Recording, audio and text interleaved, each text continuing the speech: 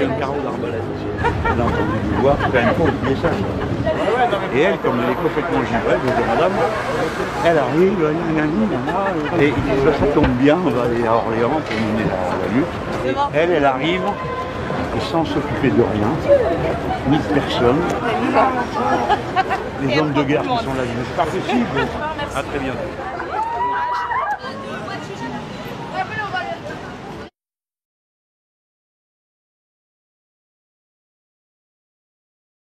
Et franchement, on est obligé de supporter ça. Non mais attends, c'est la République française ici, c'est pas la Vierge Marie là. Je comprends pas. Ce truc n'est pas constitutionnel. Parce qu'il l'avait mis dans le projet de constitution, tu sais.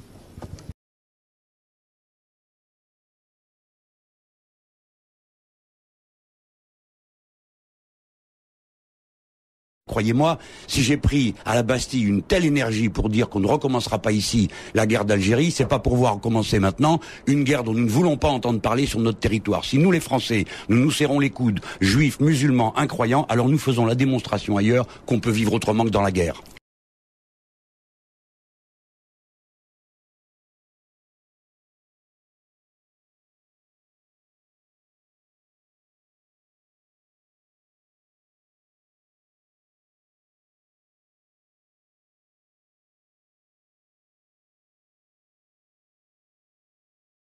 Le droit à l'avortement, parce que vous pensez qu'aujourd'hui c'est un droit tellement menacé qu'il mérite d'être dans la loi fondamentale? Alors oui, je propose que cette question sorte définitivement du débat politique. L'être humain commencerait avec le fœtus. Et j'ai opposé la prémisse inverse, qui est la nôtre, qui est qu'un être humain est un être humain lorsqu'il est voulu et lorsqu'il naît et qu'il entre dans les relations sociales. Et je me rattachais à la définition de l'humanisme, l'être humain créateur de lui-même. Quand on commence à refuser les délais, comme dirait l'autre, il n'y a plus de limites.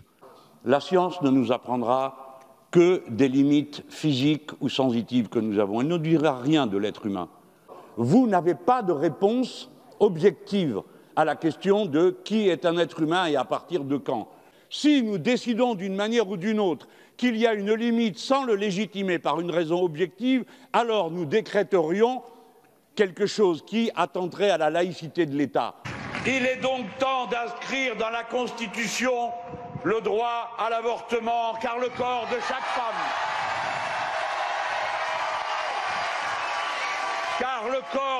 femme, lui appartient absolument et exclusivement.